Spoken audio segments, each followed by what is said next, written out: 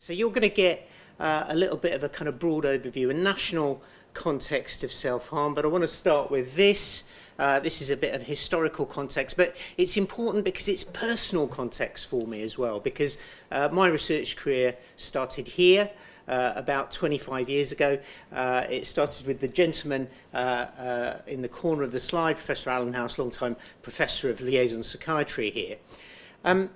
Since that time, our views have kind of diverged, and if you want to read our divergence of views, that's the British Journal of Psychiatry last year.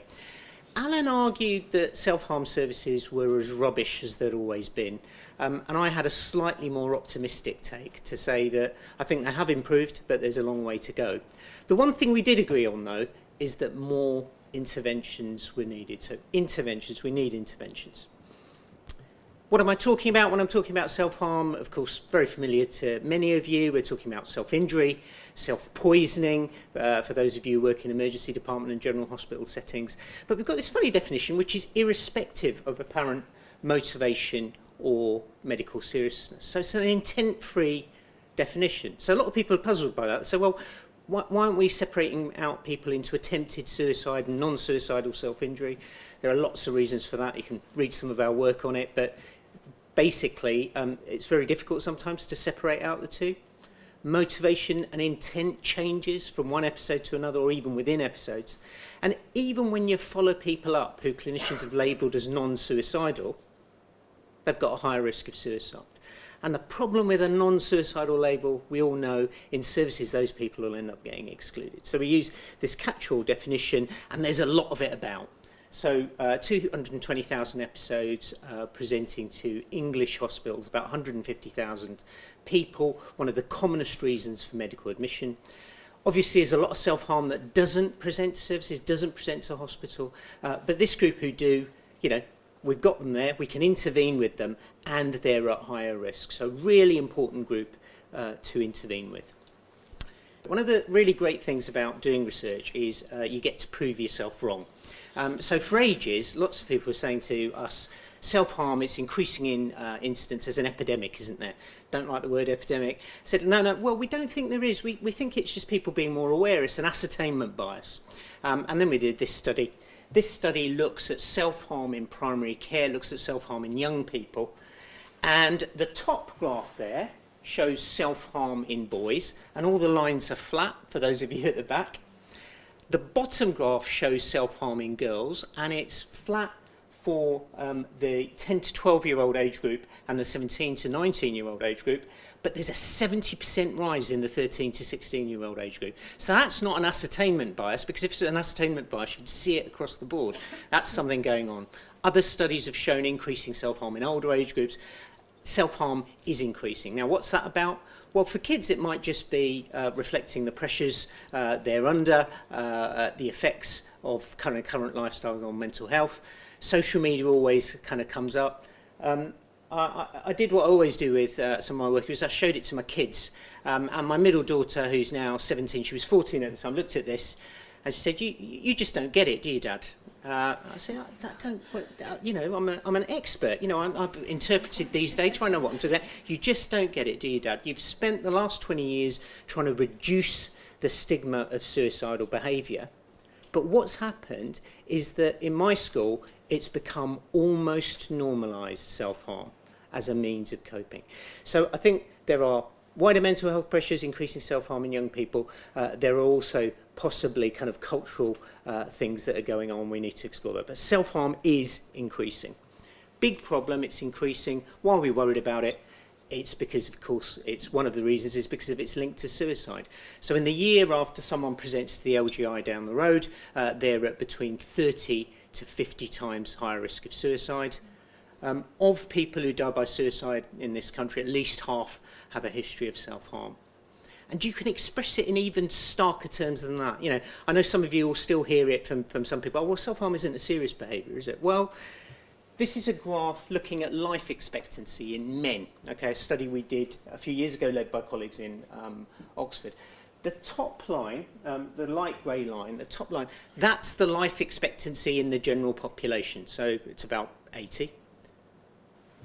The second line there is the life expectancy in men who have self-harmed. So the message of that slide is pretty clear. Halves life expectancy. Self-harm is associated between 30 to 40 years of life lost. So the next time someone says self-harm isn't serious, you can show them this. So it's a big problem, it's probably growing, it's linked to suicide. How do we do in terms of managing it? The answer is not very well. So my first research study involved us going around 4 teaching hospitals, and there was huge variability in how self-harm was managed. This is a report from the Samaritans from last year, and it's called From Pillar to Post. That sums it up really pretty well. So someone who self-harms, trying to get into services, doesn't meet the referral criteria, back to the GP, tries to get access to crisis services, doesn't get in, pushed from pillar to post. So that's where we are in terms of service context. No talk, of course, is complete without a discussion of what the pandemic has done. Very briefly, the story with self-harm is early on in the pandemic, like lots of things, presentations, consultation behaviour with self-harm reduced, both in primary care, this is a graph from primary care, and secondary care. Community self-harm probably didn't reduce, so the question is, where were those people going? Possibly some of them going to the voluntary sector. The people who did present, those of you working in liaison psychiatry services will know, people who did present were more acute, were more unwell, probably had kind of worse outcomes. There was a shift, of course, to remote versus face-to-face consultation, even for things like assessing suicide risk.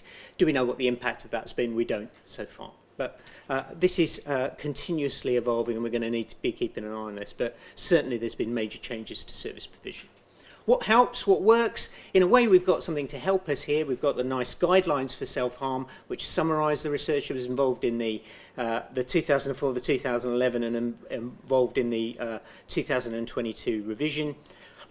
One of the things that works is properly assessing people. So making sure that everyone who self-harms gets assessed, that probably reduces the risk of repetition by about 40%. That's simple intervention, people feeling listened to, plugging them into aftercare. But the other really important thing is making sure people have access to psychological interventions, talking treatments. Why don't you hate it when people put up busy slides and apologise for putting up the busy slides? I'm going to not apologise for putting up this slide. The only thing I want you to look at is this little black diamond here. This is a forest plot summarising randomised controlled trials, and it shows that on average people who get a talking treatment are between 30 to 40% less likely to repeat than people who don't. So talking treatments are a good idea. There's an Elsie's study hiding up here somewhere from 2001. There's problems here though. The studies are small, that's why some of the lines are long. They've recruited selected samples. We don't know what works for whom.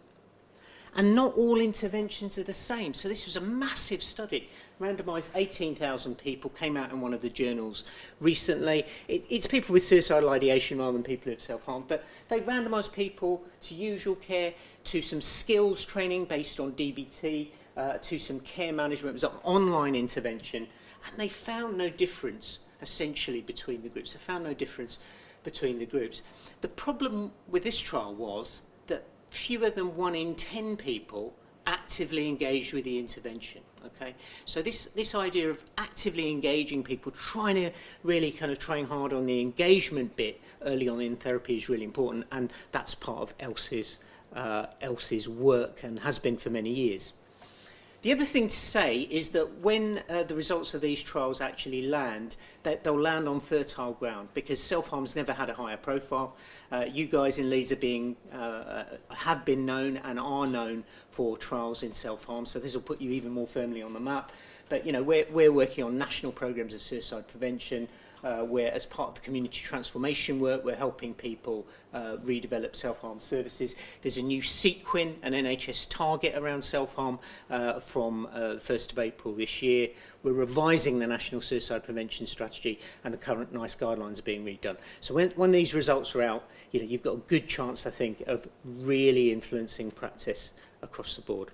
So that's my very quick whip through an introduction to self-harm. The last thing I always like to do is thank all our lovely team who do all the work. I just get to kind of swan around and talk about it. So thank you very much. Cheers.